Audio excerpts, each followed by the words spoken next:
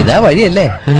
ആത്തുണ്ടായിരുന്നു പരിപാടി. അമ്പലത്തിലൊരു വഴിപാടിന്റെ കാര്യം പറഞ്ഞു. വഴിപാടായിരുന്നല്ലോ, നല്ല കാര്യമായിട്ടായിരുന്നല്ലോ. തോന്നിയസം പറയരുത്. തോന്നിയ ദിവസം കാണിച്ചിട്ട് ആ പാവം ജവാന്റെ ഫോട്ടോയില് മാലിട്ട് ചന്ദനത്തിലെത്തിക്കണോ അല്ലേ? പുരുഷേട്ടനെങ്ങാനും അറിഞ്ഞാ പിള്ളച്ചന്റെ ഫോട്ടോയില് മാലിട്ട് ചന്ദനത്തിലെത്തിക്കേണ്ടി വരും. വെടിവെച്ച് ചതറിക്കും. നാട്ടുകാരെ വിളിച്ചു കൂട്ടിട്ട് മോൻ എന്ത് കിട്ടും? എനിക്കൊന്നും കിട്ടില്ല, പിള്ളേച്ചന് കിട്ടും. നല്ല അസല് പുതുക്ക്.